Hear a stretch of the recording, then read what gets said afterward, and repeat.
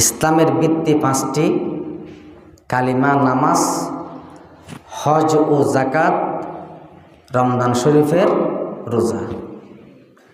ইসলামের যে ভিত্তি পাঁচখান আছে এর ভিতরে হজ ইয়ানো এক ফরজ বিধান। যে হজ ফরজ বিধান হজ, এই হজ ইয়ান আই অনরে ফরজ অনর ফরিও আরানগরী হারওয়ার হজ ফরজ হাত্তু হজ করতে যা ফুরিব হদুন টিয়ার মালিক হইলে এবার ওর হজ ফরজ হজ নগরিলে গুণ হইব। অনেকে জানি আবার অনেকে ন জানি, আবার অনেকে জানি বা আদৌ ন মানি।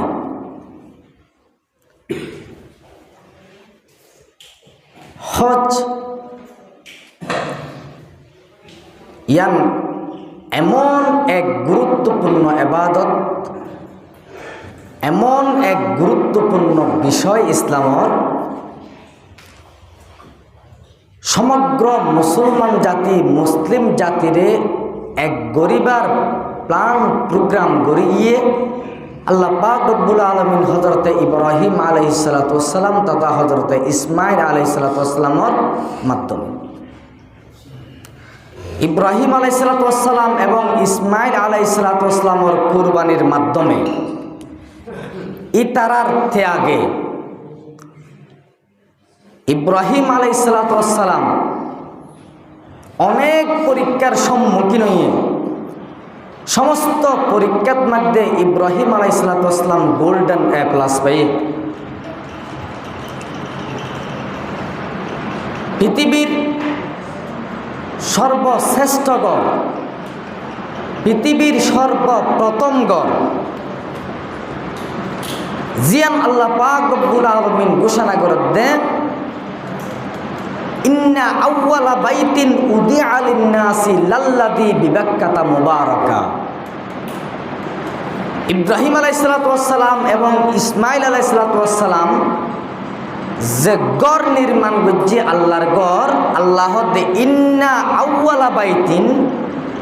পৃথিবীর ইতিহাসে সর্বপ্রথম গড় উদিআ লিন-নাস জিয়ান আল্লাহ মানুষ আল্লাহ স্থাপন করছে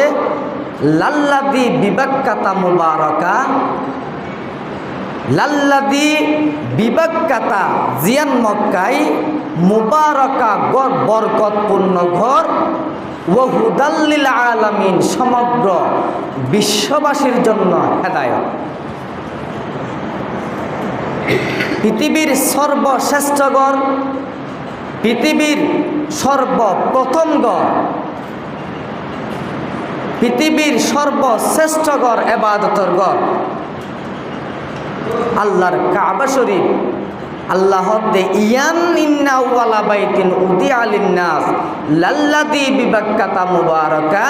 ওয়া হুদাল লিল আলামিন। এই গড় ইয়ানি সর্বপ্রথম গড় এবং ইয়ান বরকতপূর্ণ গড় এবং ইয়ানেই হুদাল লিল আলামিন সমগ্র পৃথিবীর মানুষ আল্লাহ হেদায়েতর কেন্দ্র। জিয়ান আল্লাহ ইব্রাহিম আলাইহিস সালাতু ওয়াস সালাম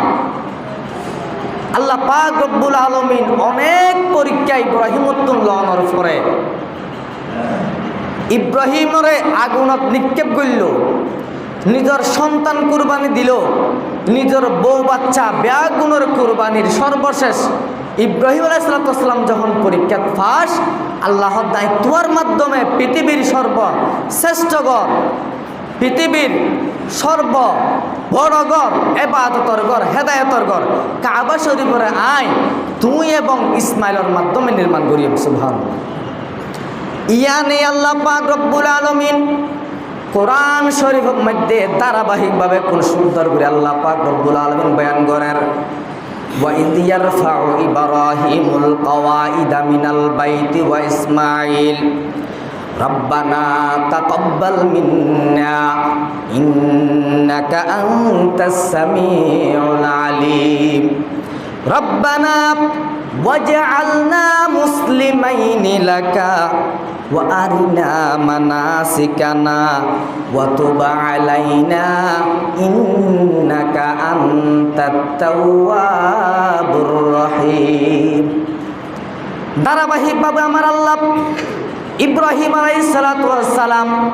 ইসমাইল আলাইহিস সালাতু ওয়াস সালাম তারা দুজনে মিলিয়নে মানুষ হল যে এই মাসের মধ্যে সৌদি আরব হজ গরিবাল্লাই অনেক আগত দিয়ে প্ল্যান প্রোগ্রাম করে টিকিট ছাড়াইয়ে টিয়া পয়সা দিল। আমার বন্দল এই মাসের মধ্যে সৌদি আরব আল্লাহর ঘর কাবা শরীফ ৭০-৭৫ জিয়ারত করে বেল্লা যাইব। এই কাবা শরীফের আল্লাহ ইব্রাহিম এবং ইসমাইল আলাইহিস সালাতু ওয়াস সালামের ত্যাগ এবং কুরবানির মাধ্যমে তারা দুইজনে এই কাবা শরীফের নির্মাণ করিয়ে সুবহানাল্লাহ। ওয়াইদ ইয়ারফাউ ইব্রাহিমুল কওয়াইদ মিনাল বাইতি ওয়া ইসমাইল, ইব্রাহিম এবং ইসমাইল আলাইহিস সালাতু ওয়াস সালামের ত্যাগ প্রতিজ্ঞা কুরবানির মাধ্যমে আল্লাহ এই আল্লাহর ঘর নির্মাণ করেন। মুসলমান ভাইল বন্ধু আল মুরব্বিয়ল, এখন এদে হারুয়ার হজ ফরজ হারাতুন হুদুন টিয়া তাইলে আল্লাহ পাক রব্বুল আলামিন হজরে ফরজ করে দিয়ে হদিন সম্পদ থাকিলে হুদুন টিয়া পয়সা থাকিলে আর তো হজ করতে যা ফুরিব। আর তো টিয়া পয়সা অনেক আছে, কিন্তু আই হজ করতে হজর হতা হইলে আর তো মনে হত ৬ লাখ টিয়া খরচ হয়ে যাবই। ৬ লাখ টিয়া লইতে ২০ বছর হাবিজ যাও আর তো সঙ্গে আসলে এটা দেন টিয়াম গেলে হজ করা ফেরত দেয়। অনেক সম্পদের মালিক ৩০-৪০ খানি জায়গা আছে, টিয়া পয়সা ব্যাংক ব্যালেন্স ফুরাইয়া, কিন্তু তার যদি হয় উড়স অজর হতা বাদ দেওয়া উমরইলে করতে যাই না আমাদের না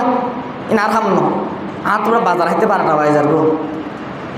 সম্পদ আছে ঠিক, টিয়া আছে ঠিক, কিন্তু ঘর তো নামাজ খরচ করতেও না চাইতে কে টিয়া পরে জীবিত। যারা টিয়া পয়সার সীমিত দেখল, যারা অনেক সম্পদের মালিক, অনেক সম্পদ আকাউন্টের পরেও যারা আল্লাহর ঘর বাইতুল্লাহ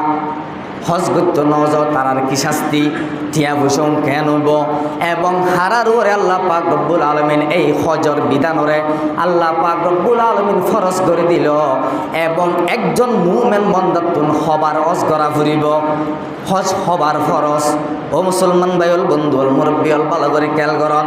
আমার আল্লাহ খুব সুন্দর করে বয়ান করেন হারাতুন হজ করতে যা ফুরিব। আমার আল্লাহ খুব সুন্দর করে বয়ান করেন ওয়ালিল্লাহি আলান নাসি হিজ্জুল বাইতি মান ইসতাতা ইলাইহি সাবিলা। ওয়ালিল্লাহি আলান নাসি হিজ্জুল বাইতি মান ইসতাতা ইলাইহি সাবিলা। আমার যে বান্দাতুন গরর যাবতীয় খরচ, গরর যাবতীয় বরণ ফুসন ব্যতীত অনত গরম মধ্যে লাগে ৩০,০০০ মাসে, অনর ১ মাসে অথবা ১ বছরে লাগে নতুন ১ লাখ। এরিম্মা গর বরণ ফুসনের যে খরচ আছে খরচ ব্যতীত অন্য টিয়া পয়সা তো নতুন এদুন জমা থাকিয়া যে টিয়া দিও নে তুই হজ করতে যাইবার, সৌদি আরব যাইবার, আল্লাহর ঘর কাবা শরীফ চাইতে যাইবার মতো টিয়া পয়সা যদি নতুন জমা থাকে, অনতুন এড়ে যাইবার মতো ৫ লাখ হোক ৬ লাখ হোক মানুষ নতুন ফুসার আচার করি অবাই এবছর হজর টিয়া হদুন খরচ হয় ৬ লাখ, তোমার তুন টিয়া আছে ৭ লাখ, ১ লাখ টিয়া তোমার তুন ১ বছরে লাগে, তোমার গরর বরণ ফুসনের ১ লাখ টিয়া খরচ লাগে। আরো ৬ লাখ টিয়া যদি তোমার তুন জমা থাকে আল্লাহ দে মানিস্তাতা ইলাইহি সাবিলা, তোমার তুন এড়ে যাইবার মতো এদুন টিয়া জমা থাকিলে তোমার বড় হজ ফরজ। ডাইরেক্ট কোরআন আয়াত ওয়ালিল্লাহি আলান নাসি হিজ্জুল বাইতি মান ইসতাতা ইলাইহি সাবিলা। গরর বরণ ফুসনের খরচ ব্যতীত তোমার তুন এডে যাইতে যে দুন টিয়া খরচ হইব এ দুন টিয়া তোমার তুন জমা থাকিলে তোমার হজ ফরজ। এখন আইন মুসলমান হজ হবার ফরজ, আতুন অনর প্রতি বছরে 7 লাখ টাকা 10 লাখ টাকা আতুন আইও প্রতি বছর। এখন আতুন যদি 10 লাখ টাকা প্রতি বছর জমা থাকে, 20 লাখ টাকা অথবা কোটি কোটি টাকা আমার ব্যাংকত জমা থাকে, আর ওর কি প্রতি বছর হজ ফরজ হইব না? মুসলমান ভাইল বন্ধুল মুরব্বিয়ল ভালো করে খেয়াল করুন, পয়গম্বরের হাদিস আন আলী রাদিয়াল্লাহু তাআলা আন ক্বালা লাম্মা নাযালাত ওয়ালিল্লাহি আলান নাসি হজ্জুল বাইতি মান ইসতাতা ইলাইহি সাবিলা। হাদিসের বর্ণনাকারী হযরত আলী রাদিয়াল্লাহু তাআলা আন আল্লাহর নবী মুহাম্মদুর রাসূলুল্লাহ সাল্লাল্লাহু আলাইহি ওয়াসাল্লামের যখন বলে ওয়ালিল্লাহি আলান নাসি হজ্জুল বাইতি মান ইসতাতা ইলাইহি সাবিলা, এই কোরআনের আয়াতটা যখন রাসূলের উপর নাযিল হইয়ে রাসূলের উপর এই কোরআনের আয়াতটা নাযিল হওয়ার পরে সাহাবায়ে কেরাম হলে রাসূলুল্লাহ ফুসারে করার কলু ইয়া রাসূলুল্লাহ ফি কুল্লি আমিন, ইয়া রাসূলুল্লাহ আর তুমি কি প্রতি বছর হজ ফরজ নে? কোরআনের আয়াত ইবা নাযিল হওয়ার পরে সাহাবায়ে কেরাম হলে প্রশ্ন করে দিয়া রাসূলুল্লাহ ফি কুল্লি আমিন আর ওর কি প্রতি বছর হজ ফরজ নে?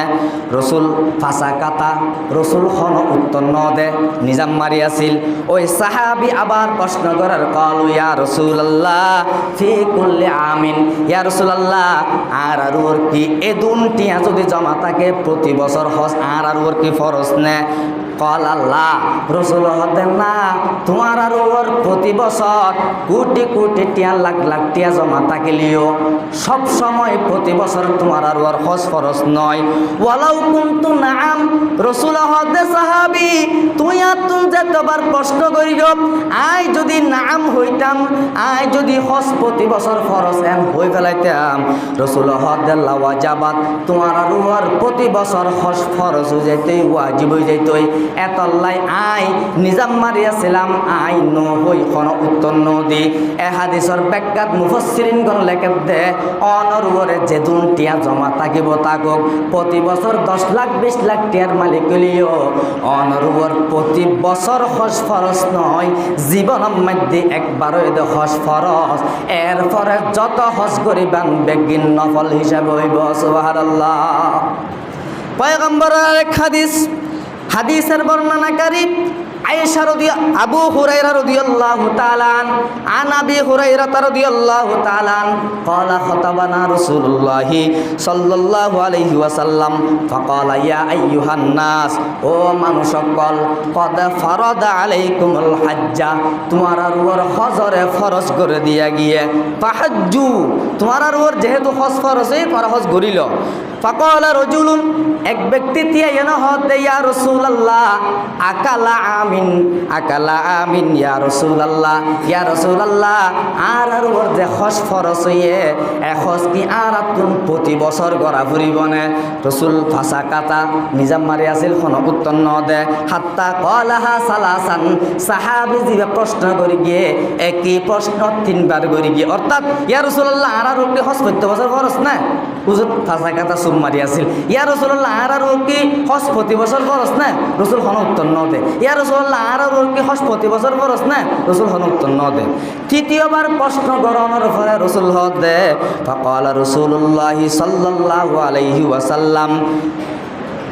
ফাকালা রাসূলুল্লাহ সাল্লাল্লাহু আলাইহি ওয়াসাল্লাম লাকুলতু নাআম, আই যদি তুই যতবার প্রশ্ন করি গো প্রত্যেক প্রশ্নের উত্তর যদি আই হ্যাঁ হইতাম,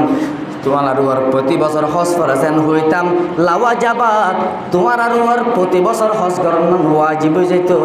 সুতরাং আই এতাল্লাই নিজাম মারিয়াছিলাম। বোঝা যাত দে হাদিসর ব্যাখ্যাত বোঝা যাত দে